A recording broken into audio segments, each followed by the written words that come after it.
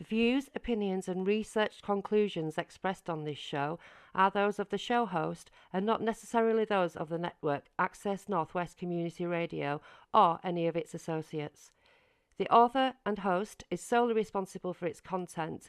The author has made every endeavour to be historically accurate and factually correct based on the written, audio, and video claims of the person in question.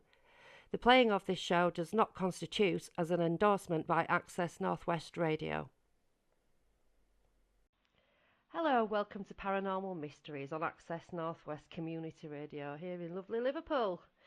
Tonight my guest is someone I've known for a couple of years, and we started talking because of my investigation into the Larry Warren fraud. And I must admit, at first I didn't really know what to make of him, but I quickly realised he is as ferocious about the truth as are most of the friends that I've made this past few years, actually. And once I got to know Darren, I came to understand that he was more like me than either of us would like to be. And that is because we have both come literally face to face with a craft of unknown origin. And what he saw changed him forever in an instant. It was so huge and profound that 4 years later he's literally still absolutely stunned by it, and has had a hard time even processing it, which is something else I can totally understand, because it's nearly 22 years since our event, but it might as well have been last week, and I guess I could probably say that for both of us. He currently researches UFOs and associated topics, and like myself, he's a bit of a fraud buster.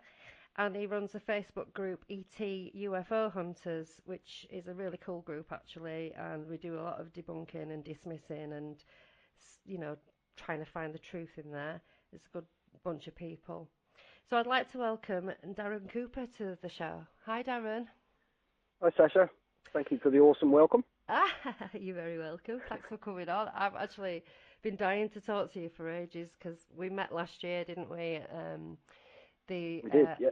Outer Limits conference in Hull, which was a really good conference, actually. I recommend it for next year if anybody's listening.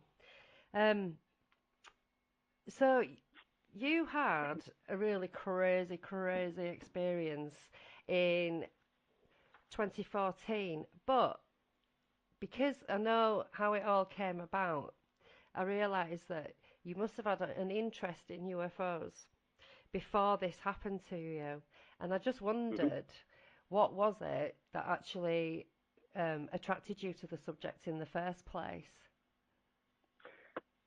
Oh, that's a great question. Well,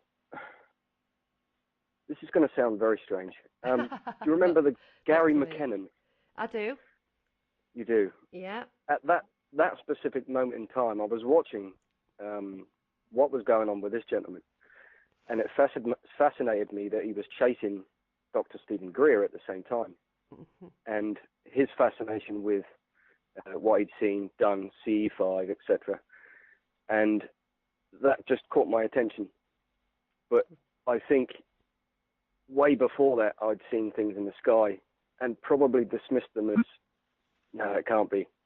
And then the realization of actually doing it yourself is a step too far in some people's eyes. But yeah, back to Gary McKinnon, it was the same time as that. So basically I went and bought the app.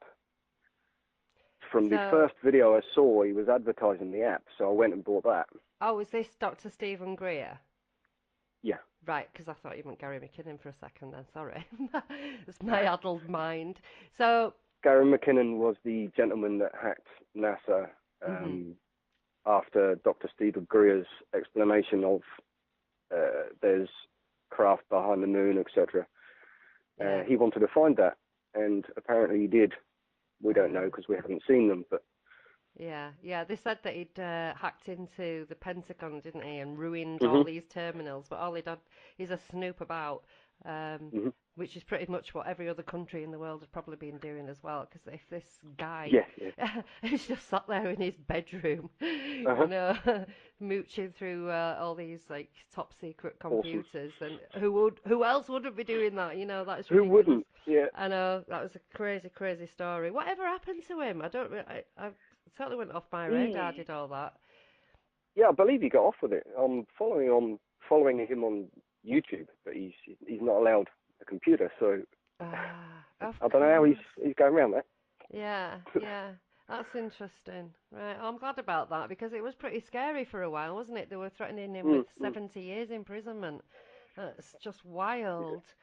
£5,000 damage to each console he touched. That's right. Rubbish. Yeah, yeah, Absolute rubbish. yeah.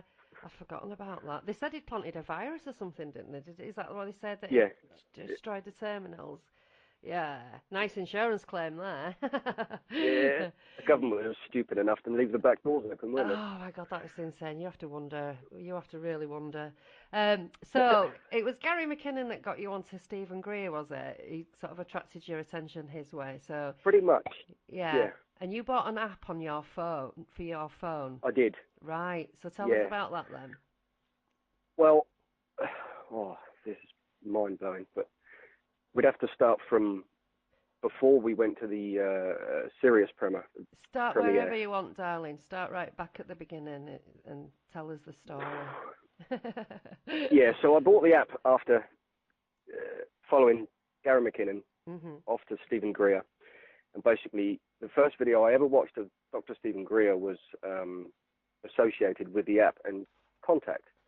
And I just thought, is he nuts? Is he just talking shit? Excuse me. That's fine. But I found out myself personally by using the app at home, using the short meditation, and basically walked out into my garden. This is within 3 minutes of using the app for the first time, or maybe the second time, using it full. Walked out into the garden, and I see this beautiful glowing orb, just literally like it's come through a curtain, a doorway, another dimension. And my eyes had to look, you know, when you take a double look, Yeah, I do. my brain didn't understand what was going on. And obviously that freaked me out. It started swimming towards me. I say swimming because it was swimming like a fish. Wow. And comets, meteors, and shooting stars, whatever people want to call them, they don't do that. No. They don't swim directly to you. I know, I panicked. That's the first time I've ever seen anything come after using a bloody app. Uh-huh. So things started clicking in my brain. I've just used an app. Was it the meditation? Was it me? And I'm questioning myself everywhere I go. Mm. And this thing came straight towards me, maybe 300-400 feet away, at least. Came straight towards me, then dematerialized right in front of me. No tail. It was glowing bluish white. Amazing looking thing. Yeah. So that was one strange, unexpected encounter after using an app that I didn't think would work. I thought it was ridiculous. Well, I'm not so sure it was the app. Maybe the app put your mind in the right place to attract it Yeah, or see it, you know. Who knows how it works, but I think a living agent is really important to this phenomena. definitely. So you I saw mean, this. after that, we we used it at Christian's mum's house at one stage, and we had them flashing back at us as a response. Yeah. Again, after the meditation, flashbacks in the sky. We're thinking, oh, that's many miles away, thousands of miles away, but huge, bright, beautiful, white, clean light.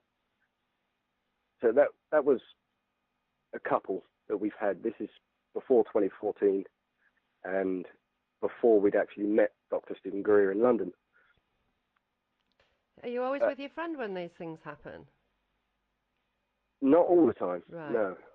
Thought that would be an interesting anomaly in itself. Yeah. I seem to have on film as well them swimming through the walls, but I'm not convinced that isn't dust. But I haven't posted that one because I know what online's like. Yeah. I think we need other sort of bits of correlating data for orbs, don't we, these days? Because a lot of it is Yeah.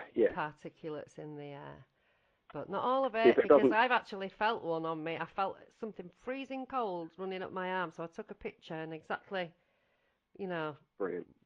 there was an orb there, and I was like, right, okay, scared I've now. been tapped on the shoulder. Yeah, I was tapped on the shoulder in the park. I explained this on Alison's show. that was one. There Yeah, was nobody that there. was bizarre. Wow. No one there. This is the thing you see, Darren, that I hear this from every single person that I talk to who's had an experience that they've either had this stuff before but not really paid any mind to it, and so something massive Yeah, happens, or everything starts happening afterwards, and they're like, having all these kind of other paranormal experiences. It's like it either opens up a part. I think it opens something up in us. I think that's what it does. You yes, know. definitely. Mm, Couldn't agree more. yeah, it's like shamans. They do all this kind of similar kind of stuff. It's relatable. The fear, the trauma. Kind of. Do Yeah, yeah, you know what I'm saying? That it kind of. I think trauma actually opens up a part of our mind that would hitherto be dormant, maybe. But anyway, yeah. January 12th. That's certainly what. Sorry, that's what it did to me. Yeah, in 2014. yeah. But several occurrences where we've had them responding, maybe just taking the dog for a walk randomly, not doing meditation at Mhm. all. Mhm. In fact, not calling them at all, just literally sky watching. Within minutes, we can have them showing up, coming through some kind of doorway. Mm. I know what you And we've mean had when you them, say that. I've it, seen that it, myself. it's absolutely bizarre. Mm. Um, So I saw one when I was yeah, if walking we, my dog actually. This light came down and then it split into three, and the three went in three different directions. And it wasn't a firework because it came downwards and it didn't make any yeah, noise. And these three things, they just went in different directions, and they went down behind the houses, which they were obviously miles away, and we were on a yeah, hill. beautiful. But it's like, wow, what is Yeah, that? I mean, catching them on film as well, Hmm. and having that dismissed is that's heart wrenching. I was there. Yeah, it's so You know what I frustrating, mean? isn't it? That Yeah. feeling. Mm. I was there. I saw it, and trust me, you'll feel it. You'll know when it's there. Yeah. So I think it was 2013, we went to the London BAFTA Theatre for the red carpet premiere, and we explained to Dr. Greer that we had responses, literally playing with the app, not doing it properly because I'm unaware of how to do this. Mm. I'm checking it out just to see if it works. So I'm explaining this to Dr. Stephen Greer, and he's saying, ask them to come closer. And I'm like, well, seriously? Well, how'd you do that? See, I'm at that moment in time, I still don't know what I'm doing. Yeah. So I'm using an app thinking, well, this is madness. This is not going to work. Mm. But like everyone says, you've got to try it. Trust me, you've got to try it. So, yeah, after explaining that we'd had responses, we'd called them down, supposedly, using his app. He asked us to get them closer, or ask them nicely within your conscious thought to come closer. So we go away from London, meeting Dr. Greer, and must be a couple of months before we see anything else. And then we start getting random, I'd say random because it wasn't full meditation. We hadn't used the app at these stages. They're randomly turning up in different places, and we're seeing them everywhere.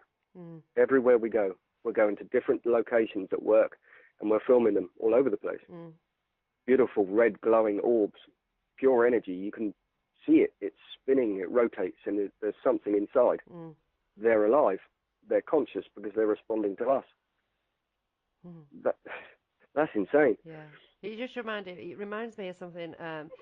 Kaz Clark, the barrels that were coming out of the top of the craft she saw that just Oh, wow. materialized. Yeah. That she said they had like little black dots. There was something moving inside as well, and they were red and Yeah. green. Mm.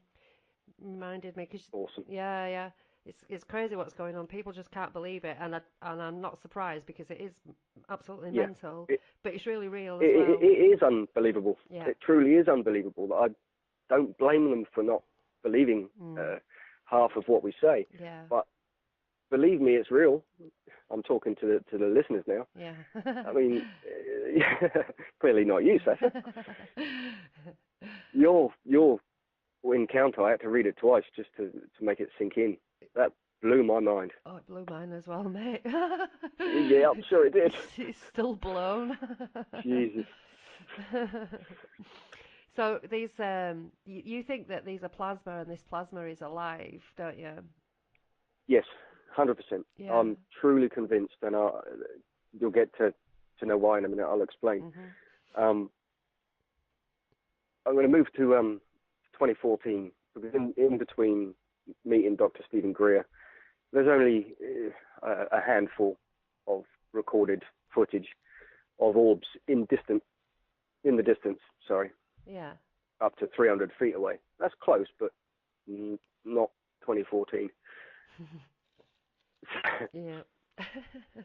I know what's Oh, coming. my hair. Yeah, my hairs are standing on end. I'm not, yeah. And Yeah. It's wild. I totally believe you, though. When I met you, so, I could see it all over your face. It's absolutely etched into your face, is this event, and I know that because it's etched into mine as well. You know, if I'm not grinning and I let my resting bitch face, you can see it. You can see there's something bothering me. It's something you're never going to forget. Never. Nope. It's like it was yesterday. Yep. People In can't fact, believe every that. day's like.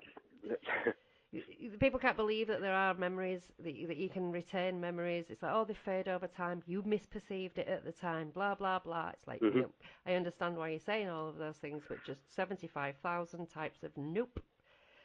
Yeah. You can say it any way you like. Trust me, I was there. So we arrived at Burlington House. We call it State Security. It was State Securities PLC Limited at the time. It's now changed hands twice, which freaked us out a little bit. It turned into Rothschild, and I was reading at the same time with Gary McKinnon, and Rothschild came in there somewhere, and that was a little bit weird. These little synchronicities, they give you the creeps, don't they? So we arrived there around 6:30 that night, as we do every night. We can't enter the building till 6, so we're floating around between 6 and 6:30. We get to the canteen, and me and Chris decide to fully try out the app once and for all, do it from start to finish. And we do the contact meditation, which lasts around 20 plus minutes, maybe half an hour. We listen to the whole of the meditation, totally silent, following the guidelines that Dr. Greer's saying. And after this, we use the tones. There's the part on the app called Tones. This is the ET contact tool. And the part on the app called Tones. You play these tones, and they were recorded in a crop circle by Colin Andrews in Winchester. I know the tones. Which is a very strange coincidence. It's a very weird noise, that, isn't it? It's very odd, because we've actually heard these tones in real life as well. Yeah. With the app in my pocket, not playing. But I'll get to that after. You have to remind me of that one, Sacha. Yeah. So basically, we've gone through the meditation. We've played the tones. I've put the magnetometer part of the app on. So this involves a compass, and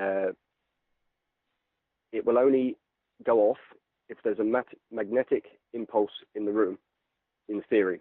This is the theory. And it will go off over 100. So it has to hit 100 before the alarm goes off. This went way over 500. I think it was 540 odd.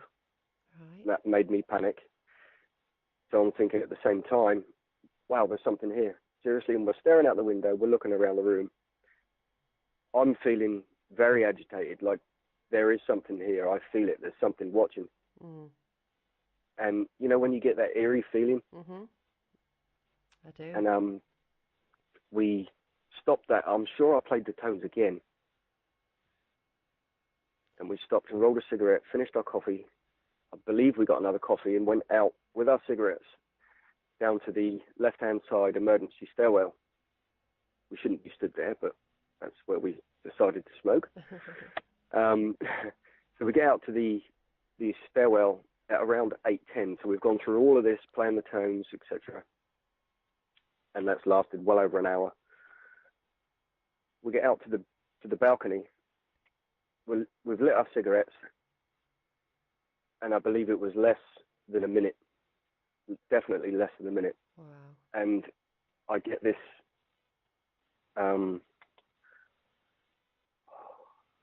So I'm just going to have a drink. Sorry about that. It's fine. I understand, love. I know how it affects us. It's really hard to talk about when you first start talking about it. You know, I can detach myself from it now and warble on. And then when I stop talking, I'm shaking, you know, and it's... Yeah, I'm doing that right now. Yeah, I know, I understand. It's really traumatic. Oh. Just take a deep breath and you know. So the feeling of, I don't know whether I felt lighter first or warm. Right. But it seemed to be warmer, lighter, and the deafness, the deafening quietness. Yeah. Instant silence. Mhm. And I look at Chris, and he's just stood there. The automatic reaction to look up was the warmth and total silence. But the only noticeable sign of silence was because the wind was blowing through the trees. It was quite cold. It was January. Yeah. Wind blowing through the trees. I could hear birds, which is quite odd around there actually, because it's quite quiet. Because behind the back of these buildings are farms. According to Google Maps, that goes on for miles. Yeah. And the direction this thing came in, it came through the most quiet area first. I only looked at this a few weeks ago, and that sort of caught my eye. Wow. It came in through the fields instead of the flats, the opposite side of the road on the right, or the hotel and main road to the left. It missed all of that. Very strange. So when the total deafening silence hits, we look up, and the first thing we see is two ends of a V, two white lights. And I'll sort of back up and say to Chris, what the fuck is that? Excuse me, sorry. Well, that's what you say, isn't it? Well, yeah. Come. My brain at that stage couldn't keep up with all the feelings and emotional calmness going on. Yeah. I was calmed instantly, which was baffling, obviously, to your brain. It couldn't keep up with the thoughts going on.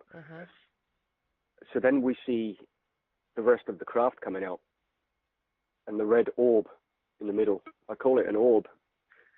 That doesn't feel correct. This thing was alive. This thing was huge.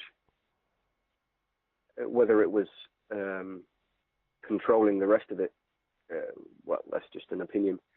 But as it stands above your head in total silence, it should have fallen out of the sky. It was going less than 2-3 miles an hour. Yeah.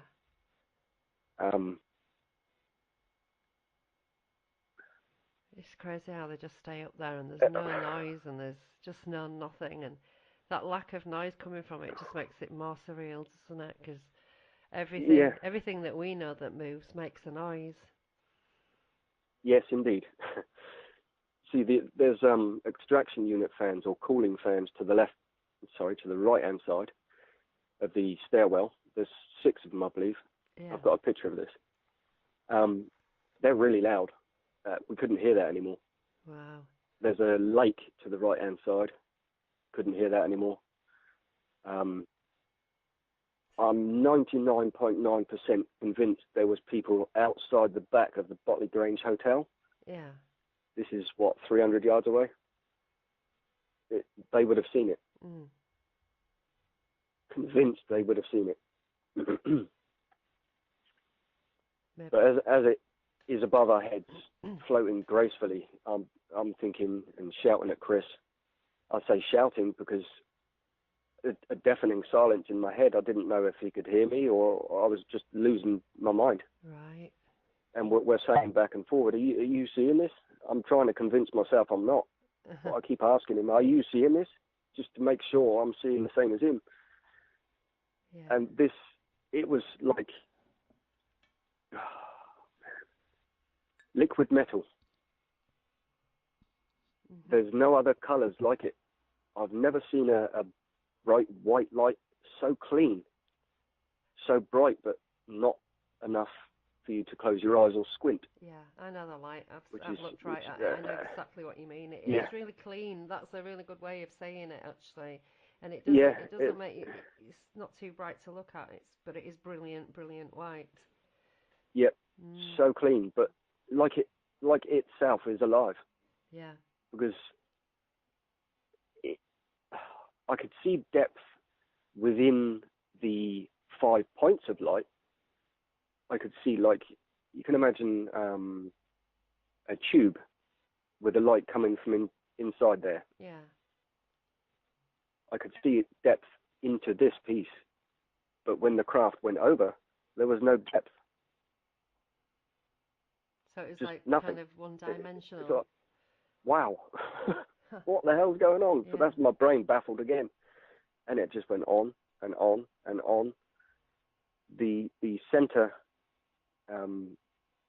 alive thing, orb, you sent me something some time ago, I did. Sacha. Yeah, I did, didn't I? You did, which scared the shit out of me. Well, my kids have got some strange things that they like to do, and you described this to me as this sort of kind of circular red thing with all these swirling. You said it looked alive, and it was darker in parts, and it was just moving. So it was really red, like a red that you could never describe. Or I'd ever seen before, but that there was kind of some movement in it. And when one of my kids was sat next to me playing with a slime app, which is utterly ridiculous to me. What a stupid thing. Yeah. Honest to God, all right, play with slime, yeah, I understand that, but a slime app, you what? Anyway, I'm glad that they did download it. Because she was playing with it and swirling it around, and I thought, oh my God, I wonder if that's what he meant. I wonder if that is that kind of depth of movement. And so, obviously, I sent it to you and said, get this app. And you said, is the one in red? Because I think it was grey or orange or whatever. Yeah, that was it. Yeah, and I said, I don't know. So you got the app, didn't you? And you found it. And then I found, that same night, I found this brilliant little recorder. So I recorded the screen moving, didn't I? And sent, yeah, you did. I sent you a bit of melted your Wow. head. Sorry about that. I sat and played with that app for 2.5 hours. Did you? Oh, I bet you did. Oh my God. That's the closest thing I've ever seen to being so perfect. Yeah. That was it. Liquid, moving, but nearly see-through. Yeah. Which is absolutely bizarre. Chris is adamant he could see the stars straight through it. Right. I was baffled as to the red one. I just couldn't take my eyes off it. Yeah. And the total calmness of me not having to do that myself. the panic and everything else was relieved. That's why I said some years ago that I wasn't in control. Yeah. Because I didn't think I was, and I certainly didn't feel like I was. Yeah. Well, you weren't, were you? And there was something so huge No. and massive going on in front of you. It just makes you feel like when I say how it made me feel, it's like about as big as a grain of sand. You know, I felt so Yeah. small and so ridiculous. I felt useless. Yeah. Yeah. And just had to keep shouting at Chris to confirm it for me. Mm-hmm. How's Chris handling it? He is a very quiet bloke. He says it doesn't faze him, but I don't know. Maybe it doesn't. Mm. I mean, it does me. Yeah, it really rattled you, didn't it?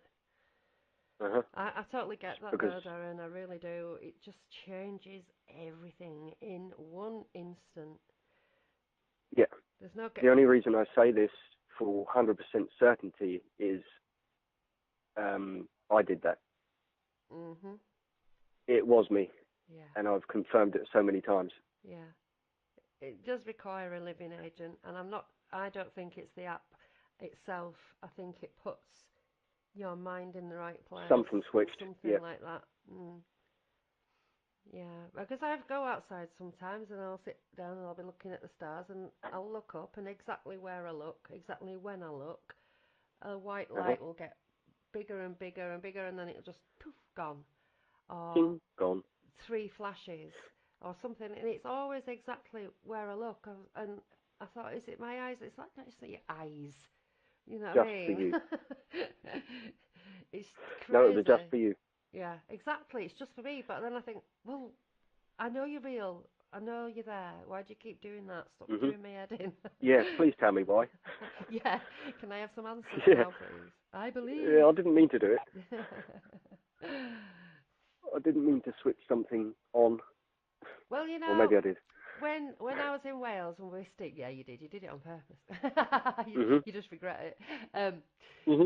Well, when I was with Steve and we were in Wales in the cottage, I was upstairs and he was washing up and he thought about going looking at the sky, and then he thought, oh no, it's cloudy. Oh, God. And then his brain went, oh, but they hide in clouds. They use clouds to hide. I'll go and have a look. Yes, they do. And then he went out after thinking that, and ta-da, there it was. I mean, it was really far away. But I've done that myself. Like, I've been doing whatever I'm doing, and then my brain's going, take some pictures, take some pictures. Now, if I had to try to take a video, I wouldn't have got anything, but the pictures that I took, I could zoom right in, and there was this silver sphere. And it's like, how does my brain know? Did I sense it? But it's miles away. How could I sense it? How does it work? Are they in our heads? Are they, yeah, they can be. It's you have to learn how to be okay with all of that and all of those thoughts, which can borderline on paranoia. But it's not surprising that we get paranoid, because how does it work? And it makes you think all these strange things. And there's something else there responding. Yeah. And not all of us are allowed to know that or see that. Yeah. That must be the reason. I believe that, it's not for everyone. I think people. Most of my family have seen them. I find that very odd. Have they really? What? Yeah. Since you've said this or seen this, since. Yeah, now they've told me. So they've seen things before you had this. Yeah. Right. And I've just found out. Sorry, I'll just say just found out. Round about last year, my brother said to me, check out my last track on my old album. He's got a couple of albums out. So I need to check that out. I haven't actually got that track yet because he lives in Germany, so I need to get an album from him. Yeah. But that's interesting. He's singing about his encounters. Oh my goodness. Which is quite shocking. I need to talk to him about that again. Yeah. Wow. So, how many people in your family have seen things then? I would say all of them. Whoa. It's obviously something that's going on in your family. My nan is a spiritualist medium. Ah, She was going to do a reading for me soon, yeah. and Some, maybe check out and see if she can find out who my guide is. there's something about grandmas and all this, you know. I can't quite Yeah. figure it out. But every time, you know, I speak to a medium or whatever, they always say, oh, your grandma this, your grandma that, your grandma the other. It's always my grandma.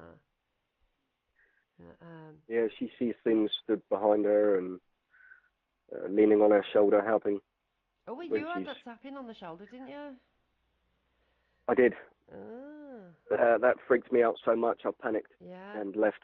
I wonder who that was. That was enough for me. Well, I know it's scary, I isn't certainly it? didn't ask for that. It is. I've had some really scary stuff happen to me. Oh my God. I can't believe that my hair's only just started to go grey, you know, because it just comes with the territory, though. And when you have something happen to you, I think it, I'm not, I kind of think that because we're so rattled and we are the ones who generate the energy, we're generating our own energy. We're sending out Uh-huh. these Yeah. spikes of whatever and, you know, thought processes and emotions and, Yeah. you know, and I think the energy that we have around us, like our bioelectric field, I think it just goes completely crackers and is probably sending out Completely nuts. lightning Yeah. sparks all over the place. Yeah. I've pictured that in my own head. It's Zap. like, well, a thought process. Uh, sorry, a thought sequencing process. Yeah, Obviously, same thing as you just said. yeah, We're sending out a thought sequence. We're asking them for them to show. uh-huh, And this has happened so many times. I've scared people. They don't like to admit that. yeah. But you were scared at the time. You're not scared now, Mm, but you mm. were at the time, Well, weren't you, David? if anybody starts CE5, oh, CE5, let's go to the beach, CE5, I'll go, see you later. Not for me, thank you very much. I've had I my, know their show. I've had that moment, thank you.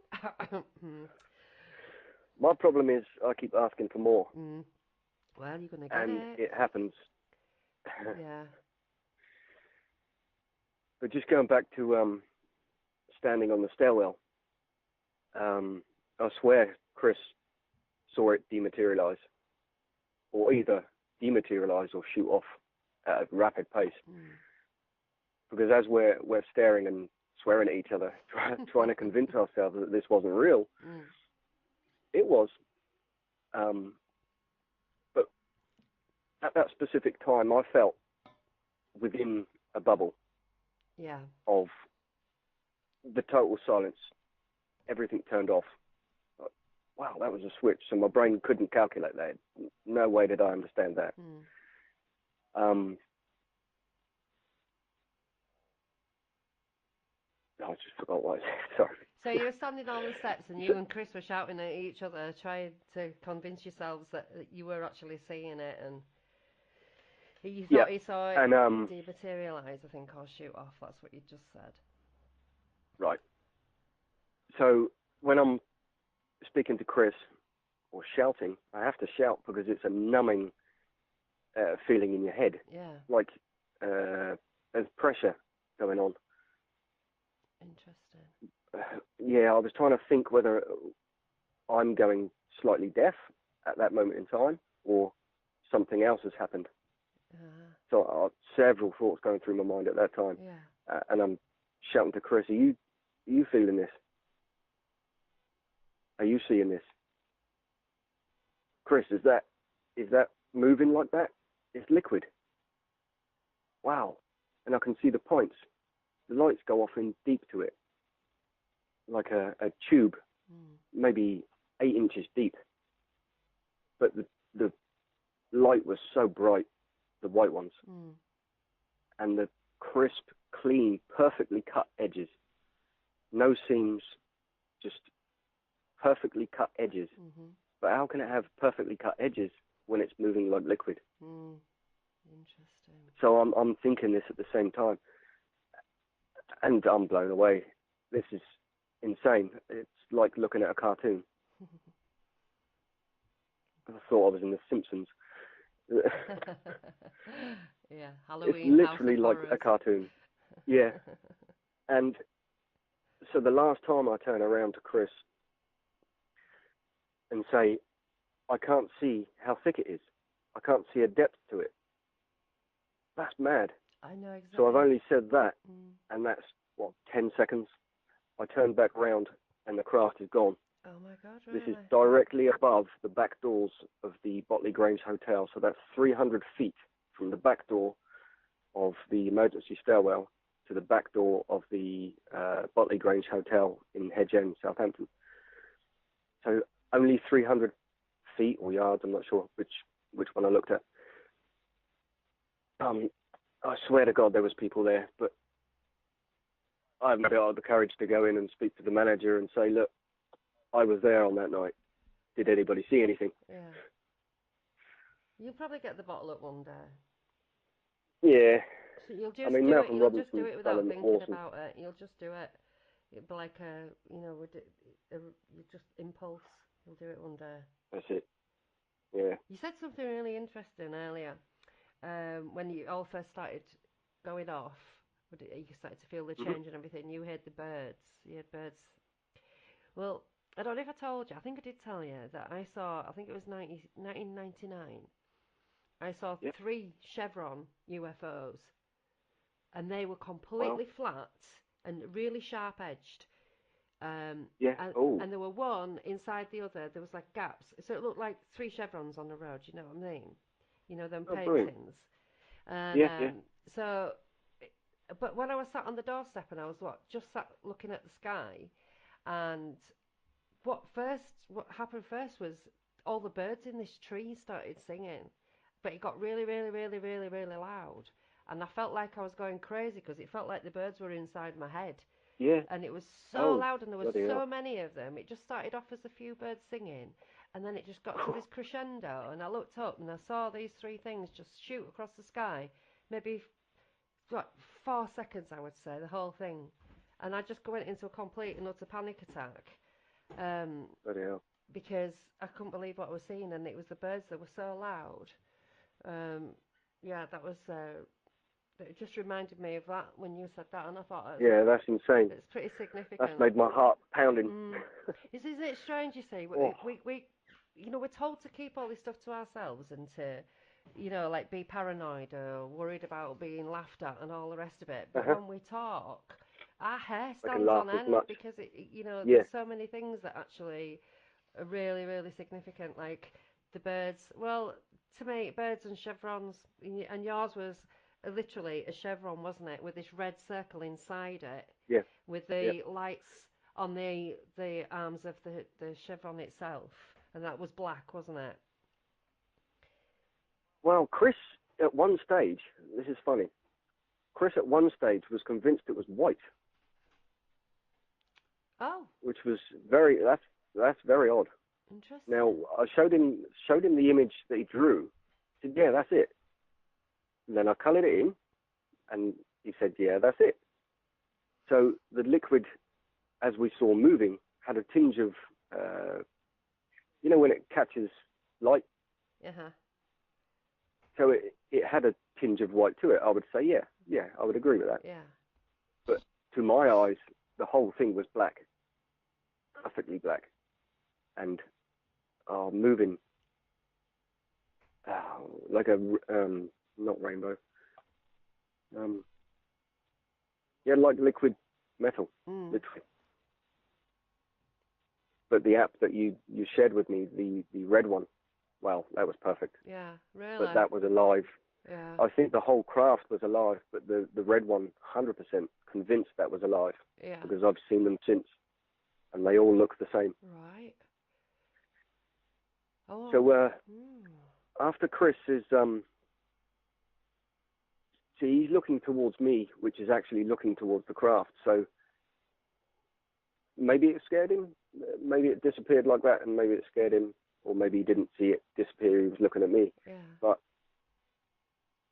it disappeared, and before that, the sound came back. Oh, right. So between the building and the trees, which is 50, 60 feet away, all the sound came back. The fans came back. The birds, the trees, wind going through and the water to the right-hand side. Everything came back. We could hear perfectly again. So it wasn't Jenny Randalls calls that the Oz factor, doesn't she? But like Hmm. people have asked me, and I don't really recall. I know that the sheep had laid down and they weren't being quiet, but we could hear each other, and I didn't feel deaf and I didn't feel static. But I don't remember hearing any sounds. But I don't know if there really were any to be heard. Um, Yeah. it was completely still, so there wasn't very windy. It was it was damp, but it wasn't raining. It was just thick cloud cover. So Were you warmish? I don't remember. I honestly think that I was just so caught up in the moment that I didn't feel cold. I didn't feel anything. I didn't, it was just. Hmm. But it was February, so it will have been cold. We were on the top of a mountain in Wales in February, late at, about 7 o'clock, something like that in the evening. Yeah. So, it wasn't warm, but I don't remember being cold. And we were all outside for quite a while. Yeah. I think the adrenaline was pumping that much that, you just don't, those things just don't touch you, do they? That's it. So according to the time, we were out there quite a while as well. Oh, you said, did you have missing time? You said you had missing time, didn't We you? certainly did. Yeah. We So after the craft either dematerialized or shot off. Sadly, I didn't witness it because I was too busy staring at Chris, still convincing myself that this thing's Yeah. something it's not. We turned back into the building, and I'm dazed walking around straight to the Waterford canteen, and Chris calls me back. Darren, do you realise the time? I said, mate, I couldn't give a shit about the time. I'm going to crack on here and get out of there. I'm done. I can't believe what's just happened. I'm basically on a meltdown at that time. Yeah. But Chris kindly shouts again and says, "Look at the time," and it's way after 11 o'clock. We got outside at 8:10, Wow. and it's now way after 11. Uh-oh. We didn't leave the building until 1:30 a.m. So from exiting the stairwell at around maybe 8:25 in theory, we've lost 4 hours of time between 8:10 and 1:30 a.m. But in between that time, we'd cleaned the building for at least 45 minutes, rushed back to the cleaning cupboard, and run out the door. Yeah. Also, I'd say a few minutes after the craft had actually disappeared, a black helicopter turns up. Chris is convinced it's two, but I didn't stick my head out the door, so he would have seen the two. So these are pure black. There's windows on them, but they're pure black. And I'm panicking. I'm hid behind a table, trying to look out the window. And I don't know if they're there for us. Yeah. You know what goes through your head at this stage. Well, I've had helicopter stuff going on in my life as well, darling, and I know you just think, Yeah. Is that for me? And you think, oh, don't be ridiculous. And then you think, well, why wouldn't it be? Because Not the first time either. UFOs appearing over your house all the time. You're taking pictures of them. You're talking about it on Facebook. You're doing all this stuff. And I think, they are genuinely interested in people who are having this phenomena around them. Yeah. And people say, oh, you're not special. No, we know we're not. We feel like cattle. This doesn't make me feel special. And I know it doesn't make you feel special. Well, they know it was there. Yeah. They wouldn't have been there for that. Nothing else. No helicopters or planes have ever gone over the top of that building. No. We know that because the flight path from Hedge End or Southampton Airport is completely the opposite direction. Malcolm Robinson sent away letters to various premises, police, etc., airports, Ministry of Defence, freedom of information request from the police as well.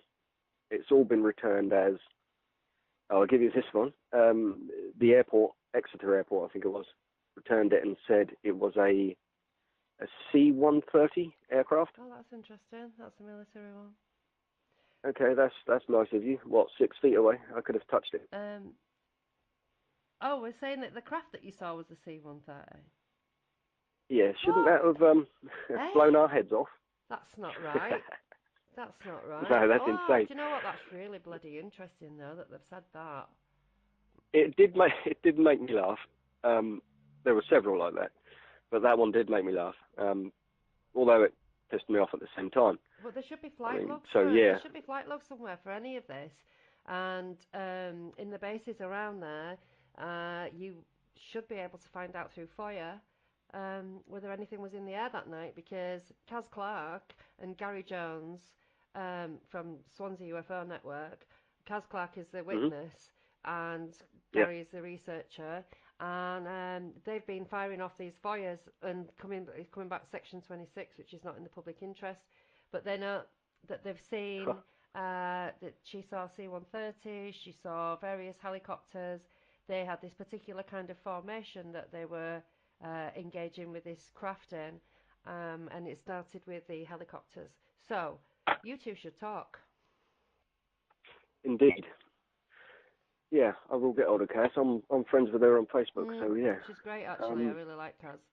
No nonsense. No. We've got several letters on return from police, etc. But they've seen nothing. Nothing to report. Nothing being reported. Rubbish. Well, you know they were there. You wouldn't have sent helicopters otherwise. Well, the police might not know about it. They might not. That wasn't the helicopters from the police, was it? If it was black, if they were all black. No. So that certainly doesn't look like that. Of either military or private kind of investigative. Yeah, whatever. I've got police helicopters on video outside my house. Yeah, I've had that. And also the other black chopper that followed the UFO in my garden. Yeah. The one I filmed. It was in the papers. Oh, tell us about that. Yeah, that was cool. Tell us about that one. Yeah, it's in 4 newspapers. Basically, I walked out after doing meditation, and I see this black object off to my left, gracefully floating, maybe 1,000 feet away from me, maybe give or take, maybe 1,000 feet up, 2,000 possibly. It doesn't wobble like a balloon. It doesn't look like a balloon. So I run back and get my camcorder. When I zoom in and look at this object, it's got a hole in the center. Oh my God. So it's now a ring. It's a black ring. And balloons would have taken the wind path or floated off into the distance. Absolutely right. Either going up or down, wouldn't they? Yeah. No, they stayed perfectly straight across the sky. I could see it for miles. But sadly, on the camcorder at the time, I thought I'd lost it. So I'm pulling the camcorder down and lost the footage. So I stopped filming. Several minutes later, at least 2 minutes, I would have guessed, this black helicopter comes over the same path and follows it all the way through. Exactly the same path. How convenient. Interesting. And I've got all this on camera. And that was a sphere? Oh no, it was a donut, you say? You looked at it, it was a sphere. Yeah, it was a donut. Yeah, I've never seen that one before. No, that's very odd. Very interesting. Yeah, I've had a lot of helicopter stuff going on around me, and the kids have seen it. If I was going to put them on out in public, they'd tell you that, but I won't allow it. And you know, I mean, they were literally pretty much parked on the roof, and I was in the attic, and the kids are down in the street, and I'm shouting down to them, and they're shouting up to me, "There's 2 of them!" Oh shit! I know, and then I had a lot of going, just kind of circling, but going right over the top of my house. As I'm in the attic, I've got a dormer, and it's pretty cold up there. There's no there's nothing insulating anything, so it's just kind of the roof, and the noise is incredible. And they was going right over the top and then doing a little circle, right over the top and doing a little circle. In the end, I just sat there with two fingers in the air at the window because I thought, what on earth are you doing? Going right over my roof, and then... Probably just missed the craft.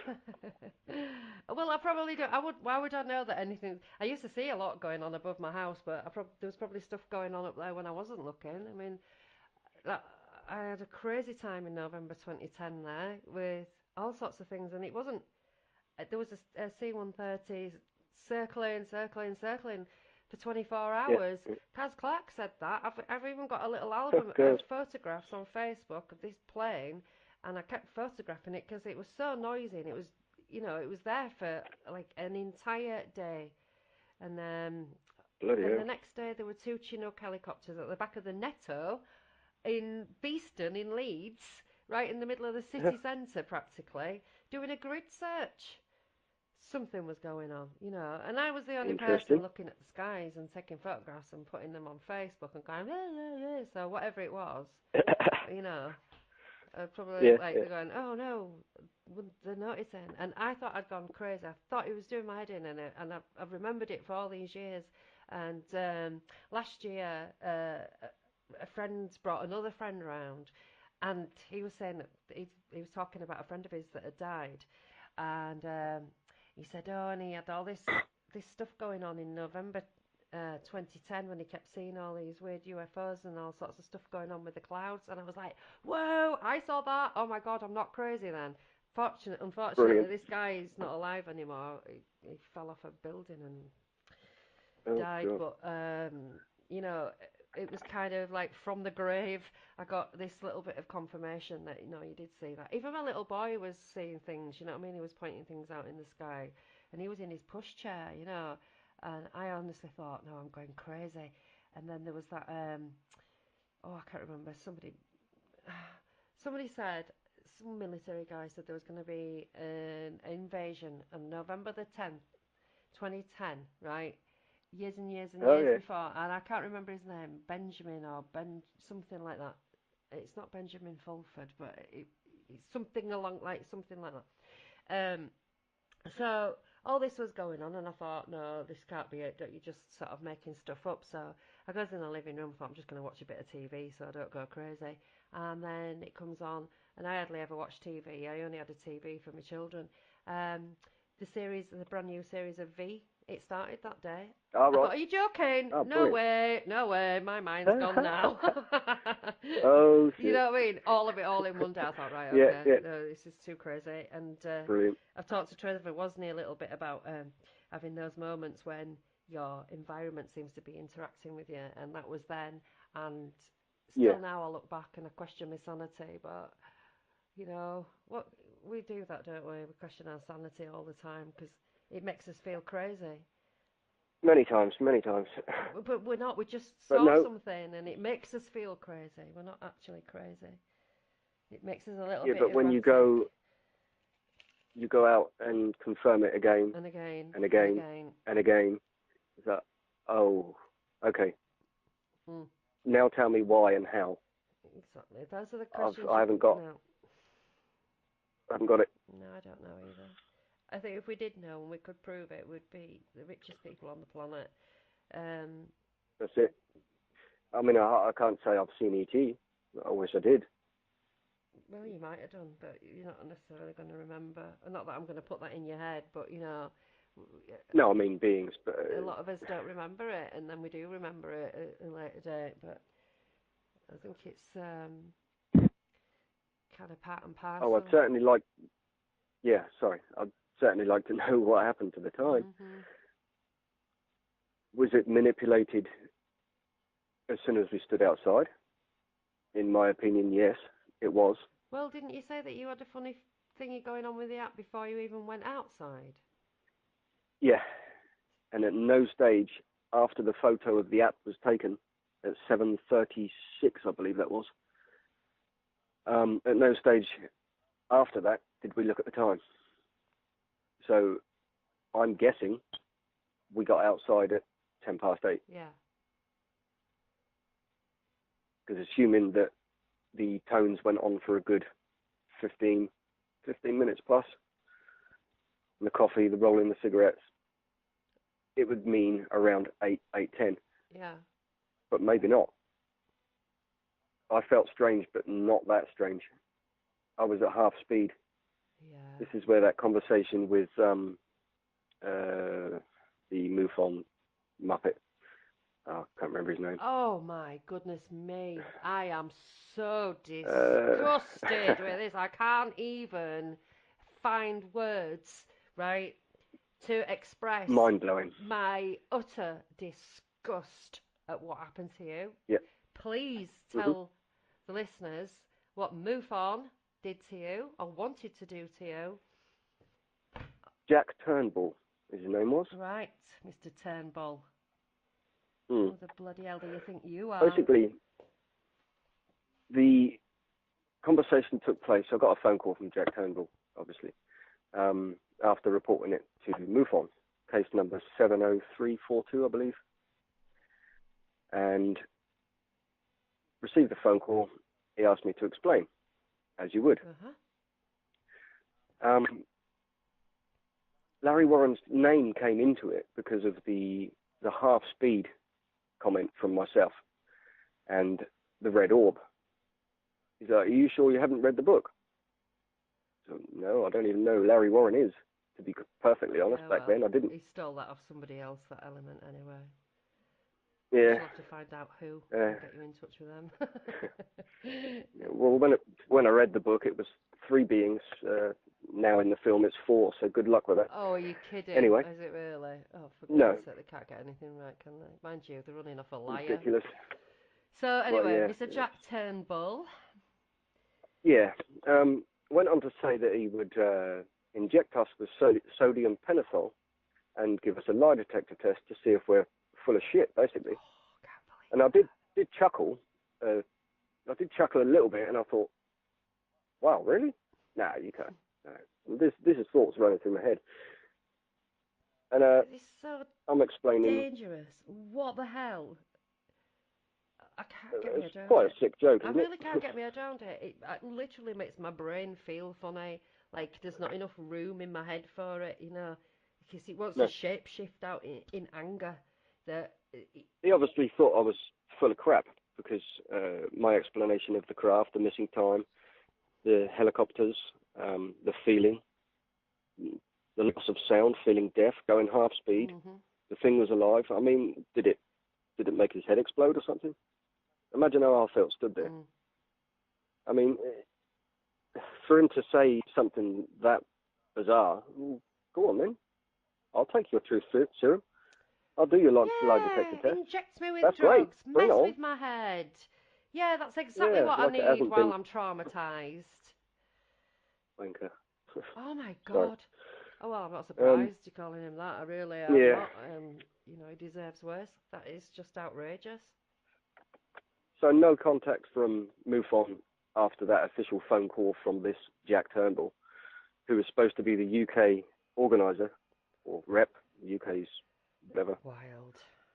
I want to know who they get to do this stuff. Insane. Who's going to do it? And where's the aftercare? Where's the is there an entire package that comes with this drug in? Yeah. No investigation whatsoever. No letters sent. No secondary phone call. Nothing. Total silence. I even contacted Jan Harzand? Harzand? Oh, from MUFON. Right, yeah, I don't think... I believe there was no response from him. Yeah, well... Sent him the case number and everything, told him who called me. I contacted MUFON online. I responded to emails. Zero contact with Chris at all. Nobody spoke to Chris at all. They don't want to know. You see, they want all our sightings to beef up their presence, but they don't believe anybody.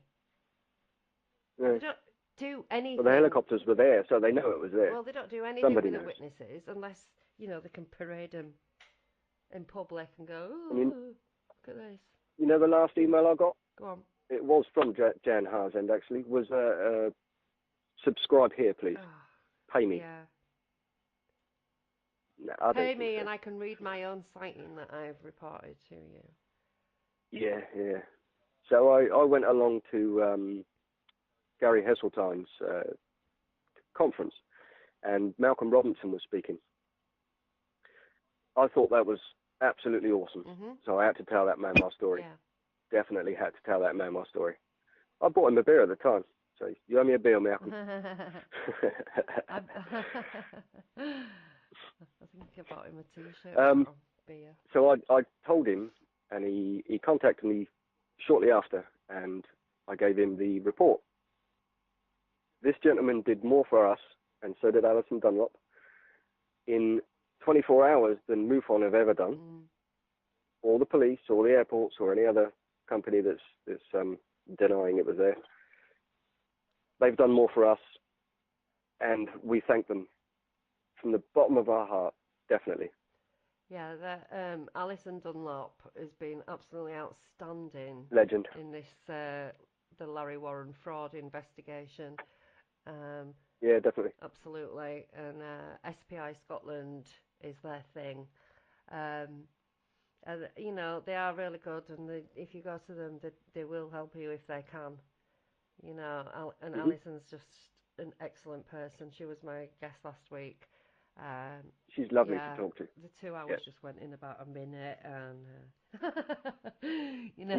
Yeah. So, yeah, I'm glad that you got some support from them, but there just isn't any real support for anybody, is there? When you've had something. I mean, sadly, like this. there's. Yeah, sorry, Sacha. Sadly, there's no. There's not really anyone to turn to, is there? No. I'm agreeing with you totally.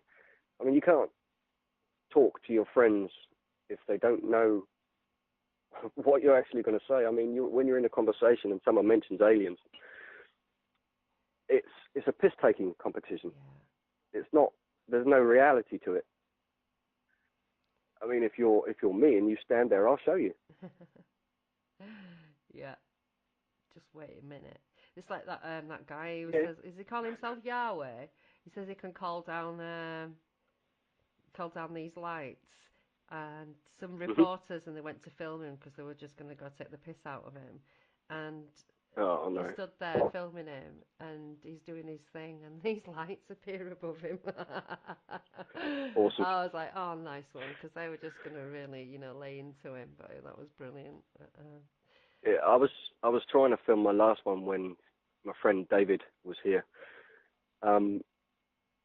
We didn't do meditation or anything. I was literally describing the CE5 and how contact works through the app and what we use. Yeah. And less than 5 minutes, we hadn't even lit our cigarette, I don't think. I started playing the tones, and around 300 feet away from my back door, above the neighbour's house, is two beautiful white, bright orbs. It looks like a pair of headlights. And I'm like, wow, is that Dave? Are you seeing this? And he grabbed me on the shoulder. What the fuck is that? Dave, I said, sorry, mate. We've just been describing CE5 and how it works, and there they are, mate. Seriously? And because we've taken our thoughts away and started talking, they're bored. They disappear. So they slowly dematerialize and it's gone. Yeah. There's nothing in the sky. It's clear. It's totally clear. So Dave turns around and runs into his wife. He said, we've just been outside for less than 2 minutes. Look, my fag's still in my hand. We've just seen 2 UFOs outside. And sadly, she wasn't that interested. But I know, it's funny, isn't it? But yeah, all right then. These people they just don't have that same reaction that you think they're going to have. And I remember saying to my friend once, oh, Leanne, do you want to see a UFO? She went, yeah, go on then. And I went up there, and there was 3 lights in a line, and it kept going behind a cloud and coming back out again, and then going behind the cloud and coming back out again. It moved slowly to our right and vanished right in front of our eyes, and she went, is that it? Brilliant. What do you mean, is that it? That's the connection between you and a... No, not impressed. Awesome. Not impressed at all. Wow. See, we were talking, I was describing to Christian's brother. See, Christian's the one who had the encounter with me. I was waiting for Chris at his mum's house, and his brother was there. So he watched my V-shaped craft video on YouTube, and then said, well, how'd you do it then? So I was basically describing CE5, as you do. Yeah. And we went out to the balcony, and I said, Aaron, right, just to solve it here, I'm going to point in the sky, look in that specific part of the sky. So there's a tree to the left-hand side, and there's a flat to the right-hand side. The only space that we can physically look at is around 10 meters wide in front of us. So you can imagine several thousand feet in the sky behind the tree, sorry. Mm. So I say, look in that part of the sky and ask them to show, and they will. I said that all calmly, without a smile on my face, because we were laughing and joking inside, so we went outside to prove it. So I say to Aaron again, look up in that part of the sky, and they will show. He does that. He stands there for a few seconds, doesn't even enter a minute. And one perfectly bright white orb shows up. I'm like, told you.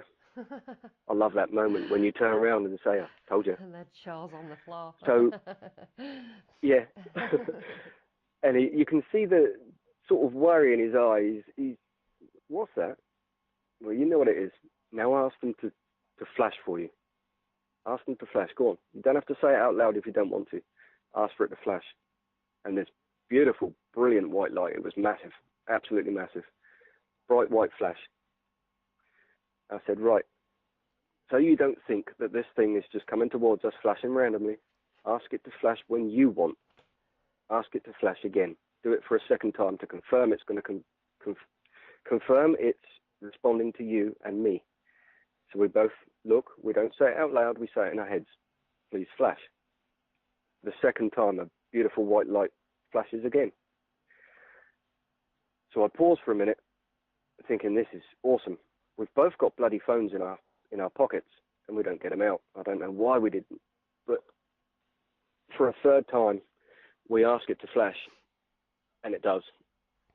So there's at least a minute and a half between asking for them to respond and knowing that this is no plane beacon. This is no flashing LED light anywhere. This is not a plane. Mm-hmm. This is not random.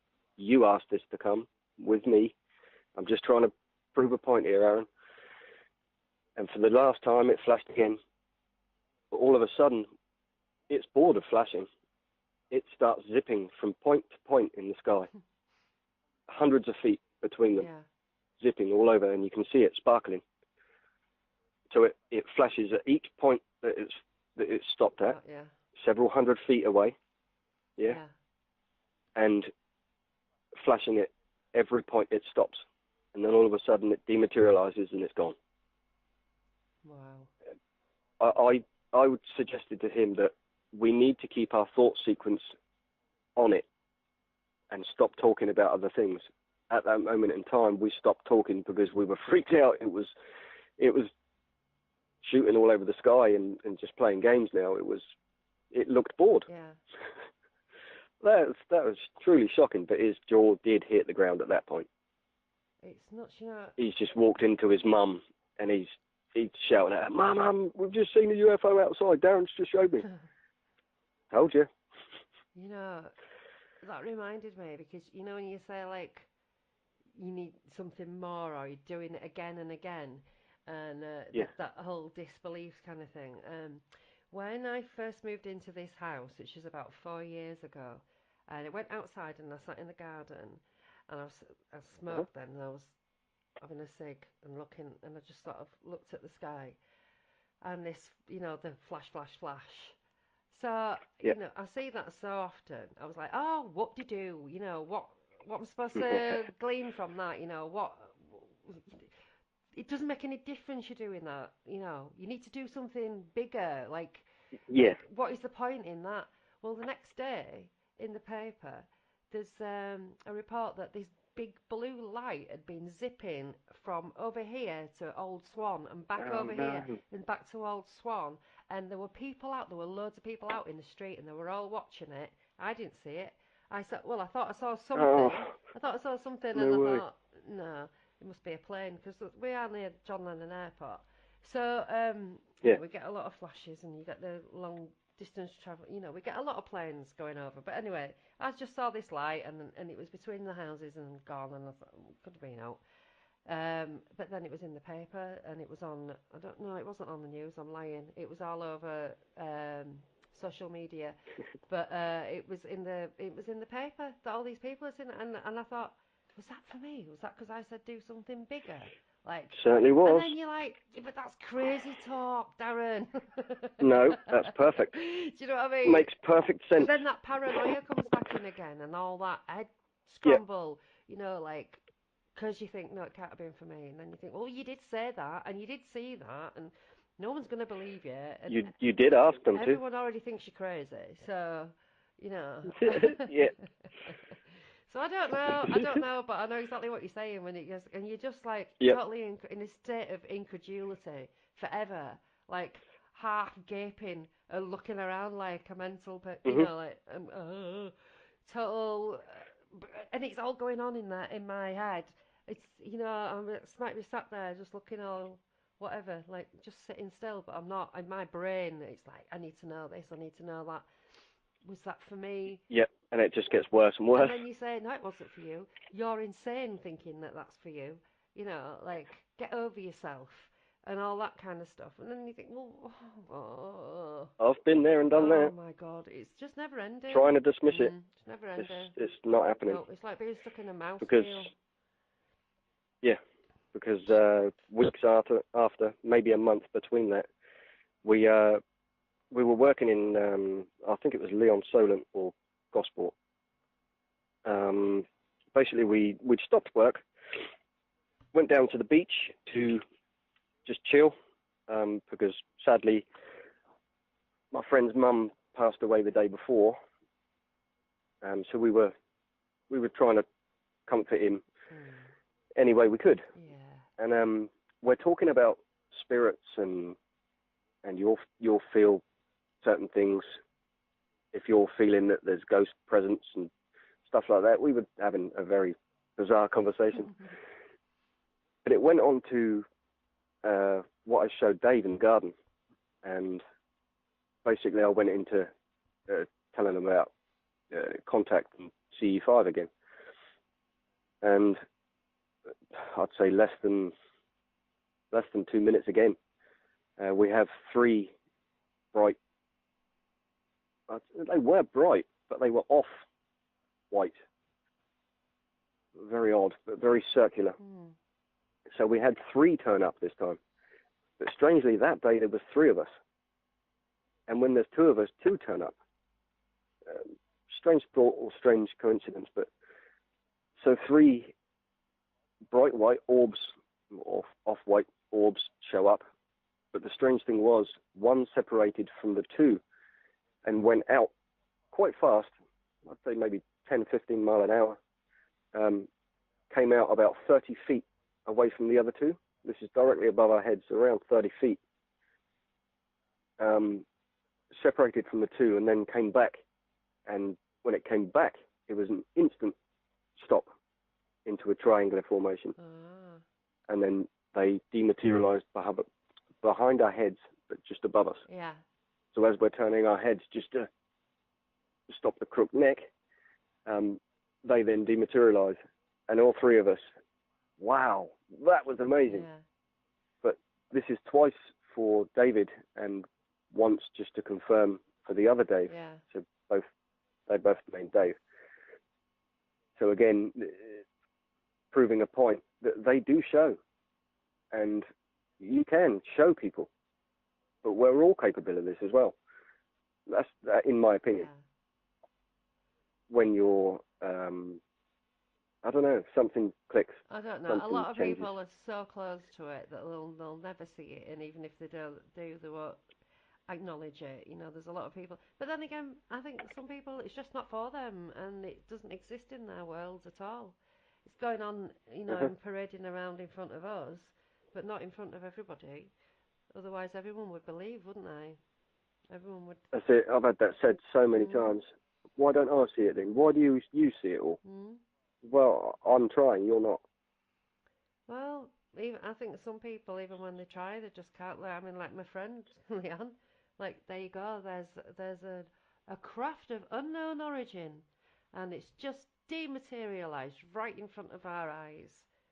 Is that it? Awesome. You know, because Is that I it? know, I What? know. You've just had contact with an extraterrestrial, Something. or I don't know. We say yeah, we I say don't know that they're extraterrestrial, from but elsewhere. I mean, if we look at our world and our solar system and how it actually operates, um, yeah, you're just like, it's all alive. wow, what are we? Uh Never huh. mind anything What are else. we?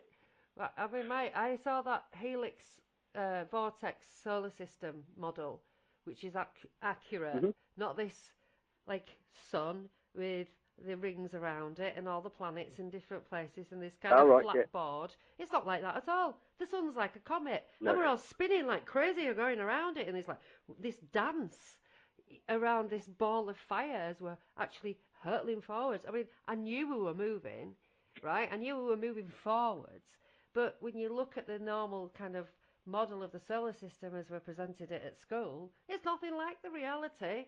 And then when I saw the No. reality, I was like, "What are we? Yeah. Where we are so? Oh my God!" And look at how we behave, and that's where we live. If we live Yeah. there in this crazy Insane. situation, and it's all about destruction. It just blows my mind. I just think, what are we? And we've gone about Hmm. aliens, and it's things that are impossible. I hear people talking about impossibilities, and I would just like to explain the reality of our existence and put it in front of somebody and say, if this wasn't actually reality, would you think that any of that was possible? That we're spinning at 3,000 miles an hour while being crushed by 10 tons of pressure per square Yeah. inch. Like, no, you'd die. You'd be dead. Well, we're not, are we, though? Well, we're not, are we? So, We're conscious sentient beings like they are. I would like to let everybody live with their own delusions as long as they don't try and trample mine. I know I'm deluded. I know I don't know what everything is. Everybody else seems to think that they've got everything pegged down. uh, You know. I'd love to. Aren't you very clever? I mean, yeah. I mean, I've seen various craft, solid craft. I've seen cigar-shaped craft. Yeah. This was going, according to my brain, thousands of miles an hour. Yeah. Because it from hundreds of miles that way to the left of my house, I believe that's south, to east in less than 3 seconds. Yeah. You know, wow, that was quick. Yeah. That wasn't for me. But random as well. Are they ours? Them ones could be. I think some of it is definitely ours. I think we've got that technology down to Yeah, pat. And I think we have done since the 40s and early 50s. And I think yeah, that's why they were all definitely. those crashes. I don't think they were all aliens. I think they were all us trying to fly. Maybe I don't know about reverse engineered stuff, maybe, but we certainly had got a handle on anti gravitics, but maybe not That's it. Yeah. stability, etc. But I think that we are well advanced now, which just disgusts me that they don't release this kind of technology that could turn this world into something worth living for all of us. I mean, like for all of us, not just the few. You know what I mean? I'm not going to get political now, but Oh, I don't do politics. Balls the shit out of me. No, but we have got a crazy existence, and you get used to it though, don't you? When people say that they don't believe in things, and you just think, well, I don't blame you. If you can actually really Yeah, genuinely mean that when you say I don't blame you, then you're going to have a little bit of a easier time because when I first started talking, I'd bottled it up for years, and so it was just like this dam had burst, and I you did. know, Yeah, yeah, I just wanted to talk, talk, talk, talk, talk, and I thought I knew a lot about what had happened to me because I was listening to people that I came into contact with on the net, and they said, "Oh, you'll have been abducted then," and in Wales, and you'll have you'll have an implant in your nose and in your spine and in your hand and in your, like, Mm. oh my God, really? Well, It's, I do have something funny moving in the back of my neck, but have you had it checked out? no. You should do that. You should get that checked out. Go to the doctors. I think I've got an implant in the back of No, my don't head. say You have a that. look? Say I've got a lump. I've got a lump, and they go, oh, a lump. We must investigate, and then do nothing about Yeah. it. Mhm. Yeah, I mean, I think that well, we know that these implants are real. We know that. Some Yeah. people can refuse to believe it if they want, but you know what? People are having them for fun now. So, Mhm. Well, have you ever met Kate Thorvaldsen? no, I haven't actually. She's got 29 Oh my implants. God. She has them in symmetrical order on all over her body. To be honest, I've seen the magnets that actually stick to them. Good grief. That blew my mind. Has she got scans Holy and what have shit! you? Does she Sorry? have any scans, images, or anything? Yeah, it's all being checked out by Beryl W. Sims at the moment, I Oh, believe. Daryl Sims, yeah, Daryl yeah. Sims. Or is it Daryl or Daryl? No, it's Daryl. Daryl. I think it's Beryl. Daryl, is it? Right, okay. Daryl, yeah. I should know that. At one stage, sorry, when I met her, she had 25, and today she has 29, and she's had encounters from a very early age. Yeah. Fascinating. Well, I've had my spine and my legs MRI'd. And my neck. There's nothing there. But my arms and my hands have not been even X-rayed. So.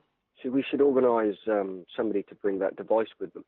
I'm sure somebody did that a few years ago at a Oh, conference. I think it was Miles Johnston though, and his That was it. dildo Does that work? dildo crystal battery thing that he gave to Chantal. It just looked like a sex toy, to be honest. But yeah, no, Oh.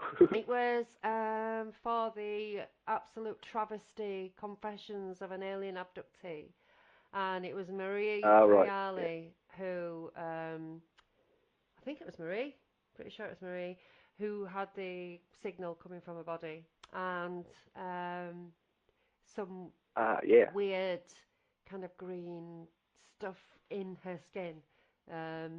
I don't think it was on her skin because I don't think it wiped off. It was kind of in her skin somehow. And I know that in one of the conferences in Phoenix, somebody does that scanning there. Uh-huh. I've never had it done, obviously, because I've never been to one of those major conferences, and I don't. Me and Miles are not on exactly good terms anymore after all the damage that's been done, and nobody's taking any responsibility for any of the damage that has been done.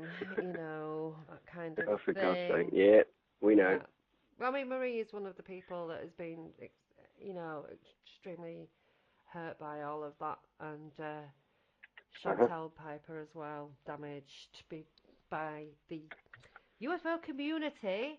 And that word community, oh, it's all so loving, and Yeah. it feels like a hug. Oh, right, community now. Yeah. Yeah, the community just feels like a big warm hug with nasty big Yeah. spikes that just want to drain the blood and life out of you until you're dead, Oh. and they chased you off because you're the real deal. We can't have the real deal here. No, you'll make us all No, look of course like not. shit. So, you know, it's just the way it rolls, isn't it? And We're people with feelings, with true life stories. yeah, no, we're just text on a screen, Darren. Yeah, apparently so.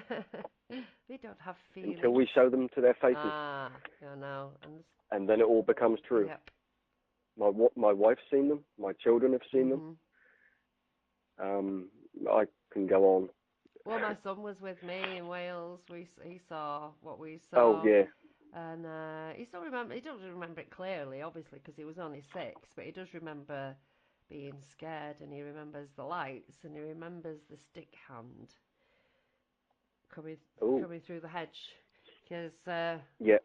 he, oh bless him. And I think about that now, it breaks my heart, Because I didn't try Yeah. and reassure him. I feel like I should have tried to reassure Yeah, him. but Then I didn't were look. you not in the same state that I was? Yeah, but I didn't feel like I had that control. yeah. I didn't even fully comprehend what was happening to us, to be fair, Darren. I think Steve started to get a little bit worried. John was completely freaked out. Danya and I were just kind of like staring at it a little bit like, wow, you Uh-huh. know, almost not scared. There was no scared expression on her face. It was No, that's wonder it. and awe. And I know that I felt exactly Uh-huh. the same as I was looking up at it. And when I was going back outside by myself to go walking towards it, I actually remember kind of, when you sort of ha ha ha laugh and you sort of shake your head, Yeah, like yeah, yeah. I did that. Oh, you've just reminded me. Go on, what? You have. Um, it made me feel childish. Ah, I felt stupid, mm, literally. And I've felt that several times. I was stood in a field with Lee Morgans, oh yeah. um, and uh, basically we walk around the whole crop circle, and we reached the middle, and we found these three notes. I've got pictures of what they say. It was very odd. Oh, Whether it was the makers or people who have visited, I'm not sure what's going on there. But I felt very weak, mm, like I was going to pass out, oh, literally in the middle of the crop yeah. circle. Before that, I felt very childish and giggly.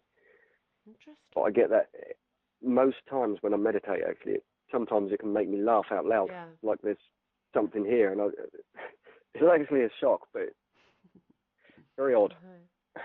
It's I don't know. It was just sort of nothing going on in my head. Nothing going on in my head, and I sort of laughed at the situation at how ridiculous it was.